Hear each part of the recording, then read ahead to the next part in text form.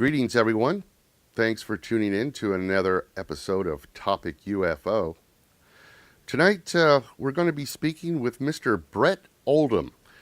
And Bret has had an interesting life, to say the least. And he is going to be telling us about that. And he also has a new book that came out in April of last year entitled Children of the Greys. And definitely want to hear what that's all about. So I think what we'll do, without further ado, we're just going to go ahead and bring Bret on. Bret, are you out there, sir? I'm here, Rick. How you doing tonight? Doing great, doing great. Thank you so much for taking the time out of your day to come to speak with us. Well, it's my pleasure. I'm glad to be here. I want to tell the viewers this coincidence type of story. I was watching television a couple of weeks ago on Destination America channel, and there was a show on there where they talk about UFOs and different things, and there was this gentleman on there who was talking about his experiences, and I quickly pressed the record button because I said, I got to get this guy on the show. And you may not believe this, but 3 days later, maybe at the max, I get an email from the gentleman that was on the show that I was watching on TV. And that's Bret. So, Bret, what can you tell us about this episode you did and how that went? Yeah, the show's called Monsters and Mysteries in America. It's on the Destination America channel. It's a new series, and we just aired our episode, which was the finale of the season, a couple of weeks ago, and I think they're already starting to show repeats of it. We went out to Vegas. I'm from not originally, but I lived in Las Vegas for over 20 years, and they were doing an episode on monsters and different kind of paranormal events and stuff that happened in the desert. So that's where some of my abduction experiences have taken place. So they flew my wife and I out to Las Vegas, and we filmed out there in December. And they covered a little bit of the beginning of my abduction experiences, starting when I was 5 years old. And they the main thing they were covering was an episode that I had that in the late 80s with an ex-girlfriend of mine, and I were living together, and we had been awakened in the night by a loud bang. We woke up to see, I saw 4, she saw 3 because one was blocked from her view, gray aliens, the Greys as they're typically called, surrounding us. And we were taken together. We were taken aboard the craft. At the time, she was about a week shy of being 4 months pregnant. And they put us on separate tables. I've been having abduction experiences since I was 5 years old. And of all the times I've been taken, which is a multitude of times, I've never seen this many of them together. And they were surrounding my table, and they were surrounding hers, and she was over by some equipment. But they had her up basically same way, like stirrups and stuff, as a OBGYN would do. Right. And they were removing the fetus from her. I realized what was happening at the time. Basically, I was helpless to do anything about it because of the control that these creatures have over you. And I was able to move my head, but nothing else. And they had left the right side of my body open, so giving me a clear view on purpose, it seemed like. And I did turn my head away. She was screaming, "Please don't take my baby, please stop," and hysterical, as you might imagine. And I was screaming at them too. I turned my head away. I didn't want to watch it anymore because I realized what was happening. And one of them came around the top of the table and put his hand over the top of my head and turned my head back to the right again, forcing me to watch it. And then the next morning, when we woke up, um, she immediately had spotted like traces of blood on the bed, on the sheets, and she got up and she went to the bathroom and she yelled out from the bathroom, the master bath, that I better call the doctor because she was bleeding. So I did, and we were only about 15 minutes down the road from her doctor, and they told us to rush up there, which we did, and he quickly examined her and said, it looks like that you've lost a baby. We're going to have to do it was a procedure called a DNC, and so they took her to the hospital, which was directly across the street, and my mother showed up, and her mother showed up, and the doctor came out really with this puzzled look on his face, and he says, well, I've never seen anything like this before. And he says, I don't understand it, but there was nothing in the womb whatsoever. Somebody had already cleaned the womb out. He said, being that far along in the pregnancy, that there should have been, even with a normal miscarriage, there should have been some kind of tissue left in there. And he said the womb was completely clean. It was like this woman was never pregnant. And he says, I know better because she was just in my office. I believe it was 4 or 5 days before that. She had been in his office and had an exam. And he was just total stunned by it. And my mom heard that, and actually the Monsters and Mysteries interviewed her as well as to what she had witnessed to the doctor saying that. And we were able to find the girl that I'm talking about. I hadn't spoken to her in at least 15 years. And I wasn't, all I had talked to her before that we did the television show was, do you remember this? Because after it happened, we were both we had both talked about it. Both of us had remembered what had happened the night before. And it was just one of those things. We were just kind of like in shock. And, we just knew that what had happened, there was nothing we could do about it. And we just kind of let it go. And we talked about it briefly a couple more times, but that was it. And she told me that she did remember it, and that she still basically lives in fear of them coming back, and sleeps with the light on to this day when she goes to bed. And she agreed to be interviewed. So I had no idea at the time, like what details that she did remember about it. And they interviewed us at separate times, at separate locations. And when they got done interviewing her, I asked the director, how it went. And he says, well, she backed up your story 100%. So I tell you, I saw her, giving her interview part, and you could just tell by the look on her face that this was still very much affecting her. I guess she's kept it a secret all this time, I guess up till just now when she did that interview. Is that correct? As far as I know, I did the same thing.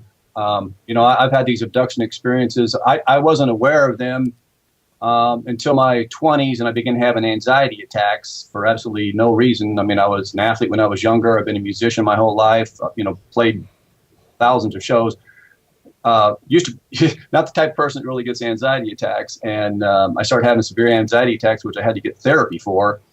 And through the therapy, and I never got regressed, like some people do for abduction experiences. But I did get into therapy and started learning relaxation techniques and meditation. Big difference. Freudian slip there, or? Well, yeah, I don't know. I probably needed medication, but I'm kind of one of those holistic type of people, so I don't like to take medication. But, understood. I was joking. Yeah, and that's what surfaced. What started coming out was the memories of all the abductions, and really for the next 2 years, they just kept surfacing. Sometimes in dreams, sometimes just as conscious memories or flashbacks, and eventually I started remembering just a tremendous amount of stuff. So that's why I even at that time, though, I'm like her. I kept it a secret. There was just only 2 or 3 people that knew. Even my wife, for the first 2 years that we were married, I didn't tell her. Oh, is that right? Yeah, it was just something that was just, it was so traumatic.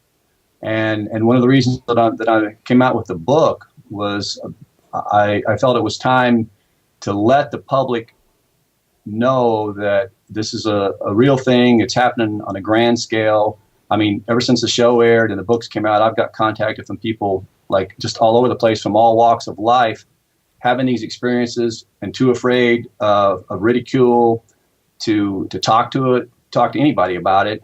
And that's the kind of thing that I want people. I want to be able to help people. I suffered in silence for over 20 years once this came out, and it's just it's a lonely existence to live with this kind of psychological trauma, because it does do that. And anybody that says it doesn't is not in full acceptance of it. Well, let me ask you, Bret. Did the writing of the book, and let me make a correction here right off the bat, because I think I said that the book came out April of last year, but it was April of this year, correct? Yeah, correct. Yeah. Oh, okay. So April 2013 it came out. It's a recent release. Okay. I wanted to make sure I got that right. Now, did the process of writing the book, was it therapeutic to you as far as helping you to get, some of that weight off your shoulders? It was very much so. And actually, it was one of your former guests and a contributor to the book, Sandy Nichols, and my wife, Gina, who both kind of talked me into doing it. I thought about it, for a while, because I just told myself I want people to know. I have so many memories and a lot more, and a lot to offer, and stuff that's never been said publicly before that I know of. And I felt that by doing that, I could bring more awareness to the public, and also maybe give strength and comfort to other abductees. And Sandy himself is an abductee, and he kind of encouraged me, and so did Gina. And so finally, I just started writing, and it was very therapeutic. And although it took me almost 2 years to write the book, because once I started reliving, putting it to paper, pen to paper. It's not really pen to paper, but metaphorically speaking, and you start kind of reliving the stuff. It sent me into depression several times, and I had to stop and kind of gain my strength again and get through it. And then I got to a certain point where I was like, okay, I'm going to finish it, and that's what happened. But in the end, when it was finished and everything was done, it was very therapeutic, and I'm glad I did it. Now, how many abduction scenarios do you think you've had over your lifetime?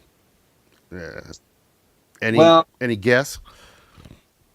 They go in spurts. It's still happening to this day. As I've gotten older, it's slacked off. There were times when it was just real frequent, especially in my 20s and 30s. I probably talk about a good dozen of them or more in the book, just covering the different aspects of what is experienced when they do have you. And it really covers, a wide variety of things. People think, they take you and they just kind of give you a little physical checkup or something, and it goes way beyond that.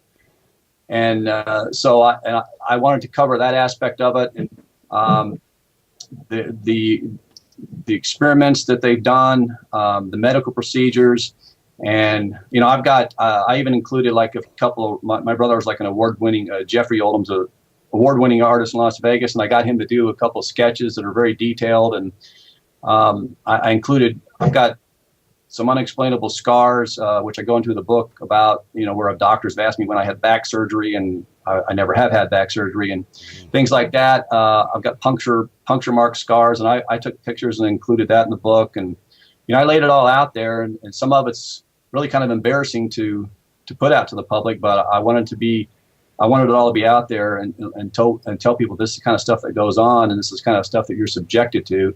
It's embarrassing to do, but it's nothing I did on my own accord. I mean, everything that they do to people there's no way to stop them. I It's mean, their mental power is beyond anything we can even comprehend. yeah, it's against your will. That's for sure, right? Absolutely, What absolutely. so now that you've gone through these things for the majority of your life, what do you think they want? What are they doing here? Well, I think there's more than one species that is visiting Earth and have for millenniums. But as far as the Greys, to me, there's two kinds. There's tall ones and there's small ones. I really believe the small ones are they pretty much have a hive mentality, and I really think there's a good possibility that they were created by the tall ones. I think there could be a biological robots. They all look very similar. They act very similar. Their whole thought process is based entirely on logic. They're very, very matter of fact, completely devoid of emotion. The tall ones have been, even from the very beginning. I mean, I was taken, and my very first time as a 5-year-old child, I was taken to a tall one who I knew right even at that time was a leader. And he was the one that befriended me, and still all these years is the one has been the nicest, if there's such a, if that's the proper term. I mean, he himself has never, to my memory, to my knowledge, inflicted any. He may have ordered, but he's never been the one there doing it. And so he's always kind of been that sort of fatherly figure, or the person that's will talk back, will answer some questions sometimes, depending on what the question is. And so they set it up like that. Their agenda, I believe, for the Greys anyway, that is creating the hybrids. That's what I based the book on, Children of the Greys. After the incident with the fetus was taken, 2 to 3 years after that, I on a subsequent abduction, was taken by 2 small Greys to a large room. It was very dimly lit, which is unusual, and they left me there alone. I didn't really exactly know what was going on. They wouldn't answer any questions.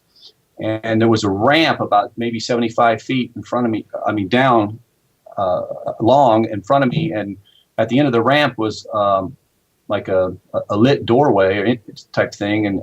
But the light wasn't really filtering into the room that I was in. They seemed to be able to control light like we can't do with our technology. But and then from that light, I seen a female hybrid, a figure start walking up the ramp, and she was carrying something. I couldn't see what at first, and as she got closer, I could see that it was a small child who was also a hybrid, and it was a female as well. And she set the child down. I would guess it was maybe somewhere between a 2, 3, 4-year-old child, as far as referencing to a human child. And told me that the child was mine, wanted me to interact with it, which I refused at first. But the longer that it went on, and the more I looked at the little girl, she looked strange, but at the same time she had sort of a softness in her eyes, and she never communicated anything with me. But I knelt down and I started kind of talking to her like you would a child here, and she seemed to enjoy it, and I sort of bonding with her, right. strangely enough. And I don't know if it was the fetus that was taken. They've taken sperm from me numerous times. It might not even have had anything to do with me, but I did feel a connection to it, oddly enough. And then she took her away, just real sudden. I never got her name. I've never been able to see her again, and I kind of regret that, actually. I wish that I always wonder what happened to her and who she was and that type of thing. But they'll do those kind of cruel emotional things to you on a pretty frequent basis. But that's the basis of the book is about. Is the hybrid system, and actually the cover of the book is a very close rendering of what I saw that my brother Jeff created for me. And the little girl. The little girl. I wanted right. her on the cover, and I wanted people to see what she looks like. And but they seem to be very interested in us as a physical specimen. I mean, they're very frail. we're not, and also our emotional makeup. What makes us tick, and they'll and it runs the gamut of all the emotions that they can elicit from you, and then human sexuality, and not so much just the reproductive part of it, but the emotions behind it. Love, maybe, I don't know. Love, desire, all of it. And so they will they've subjected me to that. I've been in things where I've seen other what I perceive to be humans involved as well, sort of in a catatonic state. And maybe I've been in a catatonic state and don't remember it as well, but these are the things that I do remember. And it's all based around, most of everything that they do is based around that. And I think they're using that because their hybrids obviously consist of some of that, and they need to learn about it. Well, Brett, let me ask you something. Have these two things. Number one, you said the tall grays actually communicated to you on a couple of occasions. Was this, through the mind type of communication, or was it verbal communication? And then second of all, have they ever discussed where they're from with you?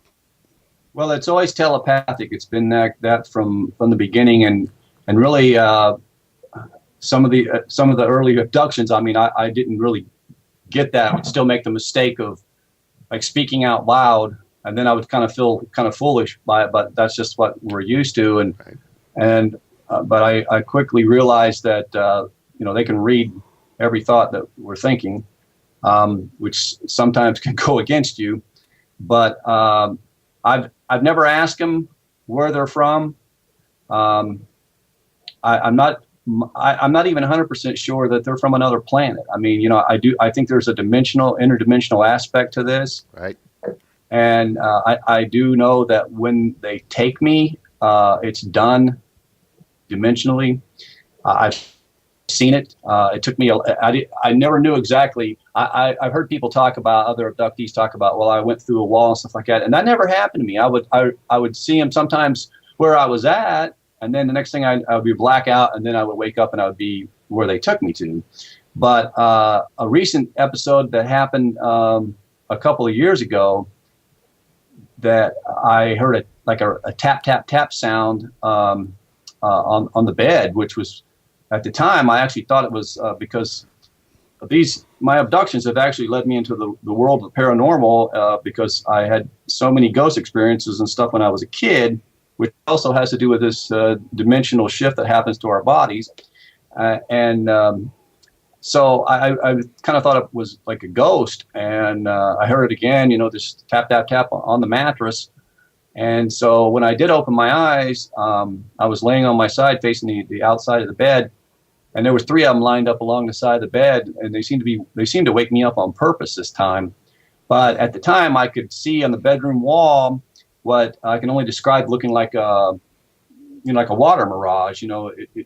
It didn't, the texture and everything had changed, and it was oval shaped, and around the oval there was about a foot of like this kind of milky white stuff, and inside the oval, I was seeing what I perceived to be into another dimension inside their craft. I mean, I could see inside what appeared to me to be as a craft and another gray in there. Wow. So it seemed like that they had opened some sort of a dimensional portal, and that's what they entered my room in, and that's what they were probably taking me through. I tend to think that a lot of this stuff is definitely dimensional. It just seems like a logical explanation to me. What, like you said, that these experiences you've had has caused you to become extremely interested in other paranormal, ghost hunting, cryptozoology. Now, I understand you had some type of run-in with Bigfoot? Or is that something you don't want to get into right now? No, it's fine. I can briefly tell you about it. It's I don't really think it was anything related to my abduction experiences, but I do think the the connection between abductees and ghost activity. Through my research, I found time and time again that going all the way back to Betty and Barney Hill, Kathleen Martin, who's one of the contributors in my book, the niece of Betty Hill, and she even said that after their experience, they started experiencing paranormal activity around their house. So there's a definite connection there with that. Briefly, my thing with the Bigfoot sighting, I went to high school in Northeast Ohio, which is a Bigfoot hotspot, and me and two of my friends had after school one spring decided to go check out this old abandoned house that everybody was telling us about, and there was a famous myth about it where they found this couple dead in there and they had fear locked on their face. One of those things that high school kids talk. Right. And, so we went all these back roads and got all the way down to like dirt roads, and then we started going down the dirt road, and there was a log across the road, and we kind of couldn't go anymore, so we hiked and we got up through there and heard a bunch of dogs barking, which we assumed were wild dogs because there was nothing really around there. So we made little clubs out of some tree branches and started hitting the trees. Well, unbeknownst to me at the time, that's a mode of communication for Bigfoot. Right. The tree banging. And so I guess we must have called it to us by doing that. We were just checking the sturdiness of the branches in case the wild dogs attacked us. So we kind of stood still for a while, and we heard the dogs kind of coming around the other side, and we're like, well, like back where the car was at, and we're like, well, we can't go back that way. We might run into them. So we decided to kind of go around the long way. We went through this big pine forest and ended up getting lost, basically. And the sun started going down. It started getting pretty dark. And finally, after meandering around for about an hour, we were walking in single file. And I was walking first, and I found a deer trail. And I knew there was a river close to one of the roads that we came in on. So I knew the deer would be walking to the river to get a drink at night and stuff. So I told the guys, let's just follow this deer trail. It's probably going to take us right into that one road, and we can walk back up to the car. And we happened to get pretty close to where there's a big opening right by where the road was. And we was probably about maybe somewhere 30, 40 feet from the opening where we seen this clearing, which we thought was where the road was. And I happened to see some kind of thing. It was white, actually.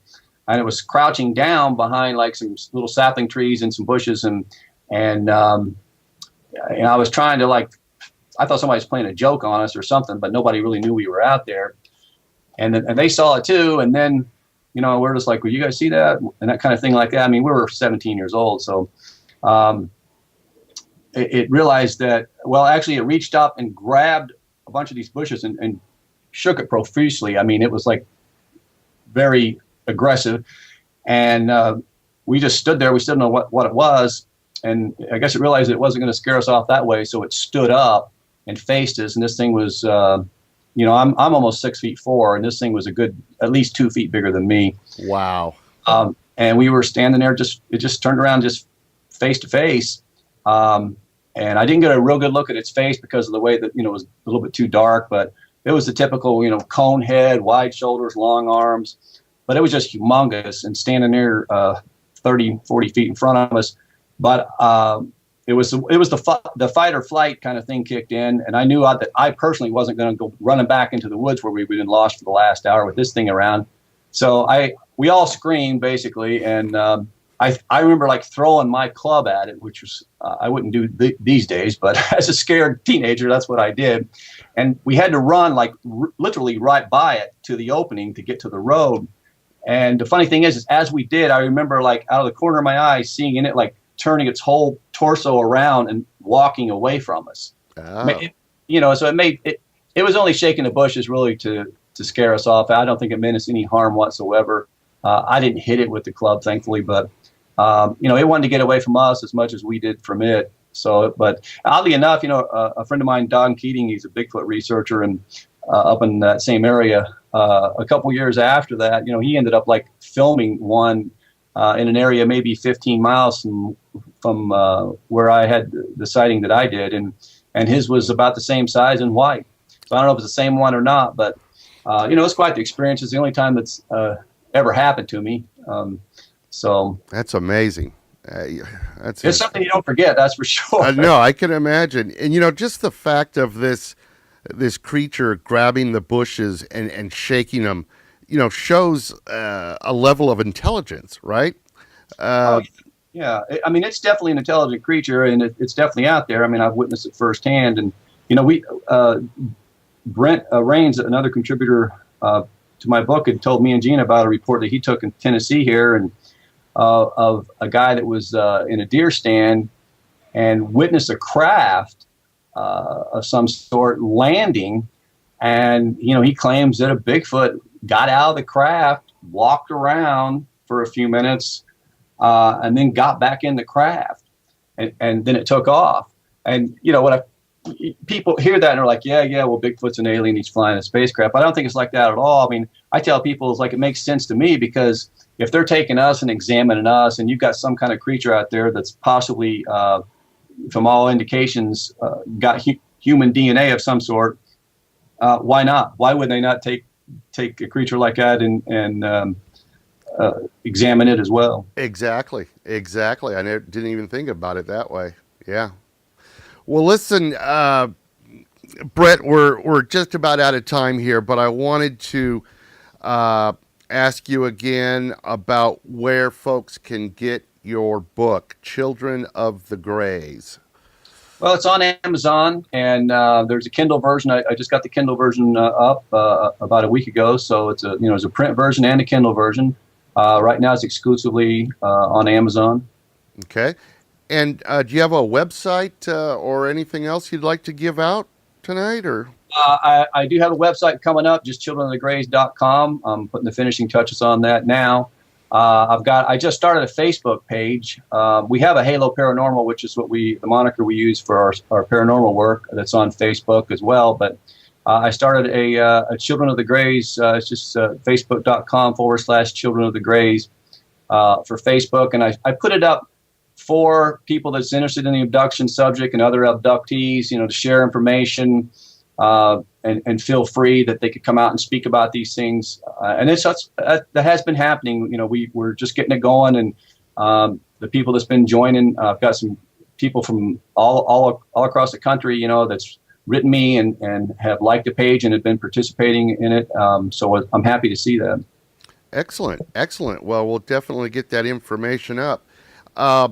And then lastly, I just want to mention again, if the viewers out there, if you get the Destination America channel, and that show again was Monsters and Mysteries, is that what it's called?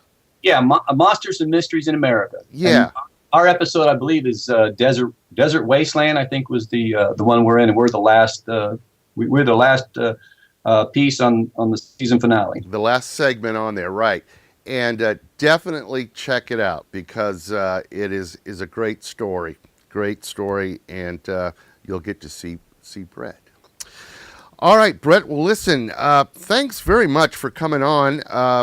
Best of luck on Children of the Greys, and with all the other paranormal stuff you're doing, and maybe come back again sometime and give us an update of how things are going. Yeah, I'd love to, Rick. Thanks for having me on.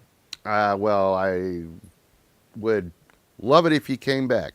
All right. Well, Bret, listen, have a great evening, and we'll stay in touch. All right. Thank you. All right. Good night, Bret. Good night. Good night, everybody. Open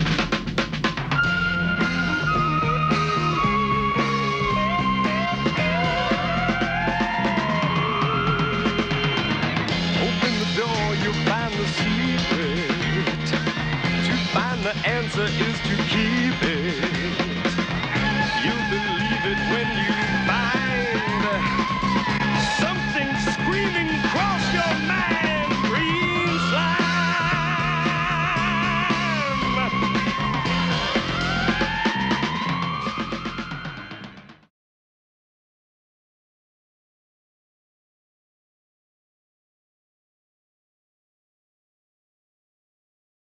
and definitely want to hear what that's all about. So I think what we'll do, without further ado, we're just going to go ahead and bring Bret on. Bret, are you out there, sir? I'm here, Rick. How you doing tonight? Doing great, doing great. Thank you so much for taking the time out of your day to come to speak with us. Well, it's my pleasure. I'm glad to be here. I want to tell the viewers this coincidence type of story. I was watching television a couple of weeks ago on Destination America channel, and there was a show on there where they talk about UFOs and different things, and there was this gentleman on there who was talking about his experience.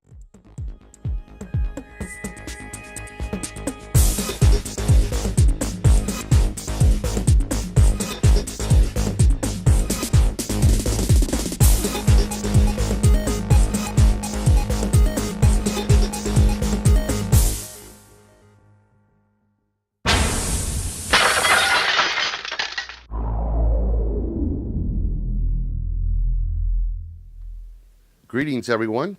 Thanks for tuning in to another episode of Topic UFO. Tonight, we're going to be speaking with Mr. Bret Oldham. And Bret has had an interesting life, to say the least. And he is going to be telling us about that. And he also has a new book that came out in April of last year entitled Children of the Greys, it says. And I quickly pressed the record button because I said, oh, I got to get this guy on the show. And you may not believe this, but 3 days later, maybe at the max, I get an email from the gentleman that was on the show that I was watching on TV. And that's Bret. So, Bret, what can you tell us about this episode you did and how that went? Yeah, the show's called Monsters and Mysteries in America. It's on the Destination America channel. It's a new series, and we just aired our episode, which was the finale of the season, a couple of weeks ago, and I think they're already starting to show repeats of it. We went out to Vegas. I'm from not originally, but I lived in Las Vegas for over 20 years, and they were doing an episode on monsters and different kind of paranormal events and stuff that happened in the desert. So that's where some of my abduction experiences have taken place. So they flew my wife and I out to Las Vegas, and we filmed out there in December. And they covered a little bit of the beginning of my abduction experiences, starting when I was 5 years old. And they the main thing they were covering was an episode that I had that in the late 80s with an ex-girlfriend of mine, and I were living together, and we had been awakened in the night by a loud bang. We woke up to see, I saw 4, she saw 3 because one was blocked from her view, gray aliens, the Greys as they're typically called, surrounding us. And we were taken together. We were taken aboard the craft. At the time, she was about a week shy of being 4 months pregnant. And they put us on separate tables. I've been having abduction experiences since I was 5 years old. And of all the times I've been taken, which is a multitude of times, I've never seen this many of them together. And they were surrounding my table, and they were surrounding hers, and she was over by some equipment. But they had her up basically same way, like stirrups and stuff, as a OBGYN would do. Right. And they were removing the fetus from her.